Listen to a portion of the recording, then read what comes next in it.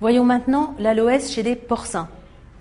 Alors, les informations que je vais vous donner là sont quasiment exclusivement issues d'un témoignage terrain. J'ai passé une journée chez un éleveur qui élève des porcs en élevage industriel et qui utilise depuis plusieurs mois et peut-être maintenant plusieurs années l'aloe vera dans leur élevage de porcs, avec pour eux un réel effet qualité-prix par rapport à d'autres produits qu'ils utilisaient précédemment. Donc c'est un élevage hors sol, donc un milieu fermé avec des animaux qui sont très confinés, une alimentation industrielle, une distribution automatique, vous allez le voir sur les photos. La rentabilité est un paramètre incontournable et vous savez peut-être que chez les élevages industriels de porcs, le rapport de coût et les bénéfices sont vraiment très faibles. Donc tous les paramètres et tous les produits utilisés rentrent en ligne de compte et sont comptés et contrôlés de façon très précise. Donc voilà quelques images de cet élevage industriel. Sachez que les porcins sont des animaux solitaires dans la nature. Si vous pensez sanglier, qui est donc l'équivalent sauvage du porc, c'est un animal solitaire. Donc il est très difficile de faire vivre des porcs à plusieurs. D'autre part, toutes les truies qui sont au moment de mettre bas ou qui sont avec des porcelets sont vraiment isolées dans des stalles où elles peuvent simplement se lever, se coucher et elles peuvent absolument pas se retourner. Donc évidemment, ce mode d'élevage fait qu'on a des animaux qui sont quand même stressés, qui voient jamais le jour, jamais le soleil, qui ont des conditions très artificielles et donc qui ont plein de petits troubles de régulation du transit digestif, de l'appétit, des petites infections cutanées qui tournent et l'aloe est une excellente indication pour tout ça. Donc l'intérêt de la pulpe d'aloe dans la ration des porcs, je vais vous citer quelques protocoles qui ont été essayés avec succès dans plusieurs exploitations. Donc d'abord sur les coches, donc les truies qui sont pas en forme, qui mangent pas un jour, il fait chaud, qui sont un peu bizarres, 20 ml de pulpe d'aloe donnée directement individuellement sur 2 ou 3 jours, ça peut suffire à rétablir l'appétit et à les remettre en route. C'est également une très bonne indication, 20 ml par coche, quand les bandes de coches arrivent dans un établissement avant d'être mises à la reproduction. Ça limite les phénomènes d'adaptation liés au stress et ça permet une meilleure arrivée, une meilleure synchronisation des chaleurs chez les truies. C'est l'observation terrain de cet élevage où on utilise l'aloe depuis quelques mois. 20 ml par jour, donc sur 40 jours à l'arrivée. Mise bas, 20 ml par jour, quasiment systématiquement maintenant, 5 jours avant, 5 jours après. Pour cet éleveur, ça a vraiment amélioré la vitalité des porcelets à la naissance, le comportement des truies. On sait que l'aloe est un très bon régulateur du comportement, donc elles sont plus patientes, il y a peut-être moins d'écrasement.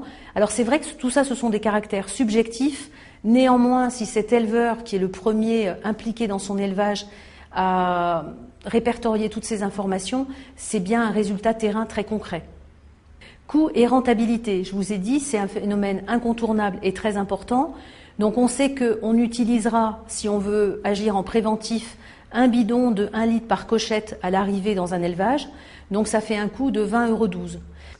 Donc l'utilisation d'1 litre de pulpe d'aloès par coche pour cet éleveur de la région de Laval s'est révélé intéressant, y compris financièrement, quand il compare ses dépenses en aloe sur l'année X par rapport à ses dépenses vétérinaires courantes des années précédentes. Il a dépensé moins l'année où il a introduit l'aloe vera dans son exploitation.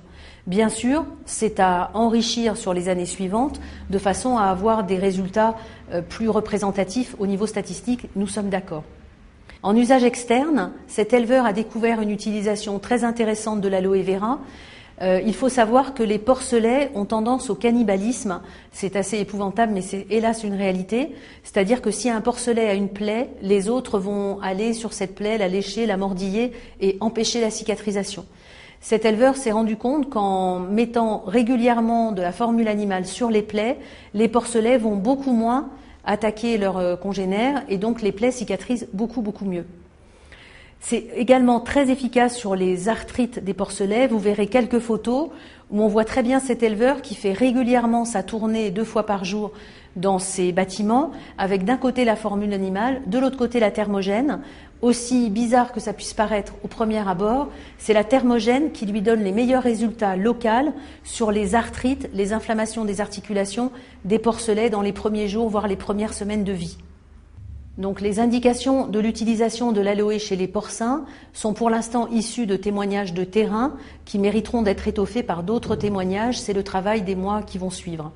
Donc je vous rappelle que les produits à utiliser pour les porcins, c'est pareil, on a une gamme très courte. La pulpe d'aloe en usage interne et seulement la pulpe d'aloe. En usage externe, formule animale, gelée, propolis éventuellement sur les grosses plaies et la thermogène qui a semblé donner de très bons résultats sur les arthrites. Dans ce module numéro 2, lorsque je le fais en tournée en province, je reviens sur les bases de l'utilisation sur le chien et le chat. Je pense que sur ces modules filmés, vous pouvez vous reporter d'une part à la partie du module 1 concernant les chiens et d'autre part à la partie du module 3 qui concernera les professionnels des chiens et des chats. J'espère que les informations que je vous ai données sur les chevaux, les bovins et les porcins vous seront utiles. Je vous donne rendez-vous pour ceux qui s'intéressent aux professionnels du monde équin et aux professionnels du monde des chiens et des chats dans le module numéro 3. Merci, à très bientôt.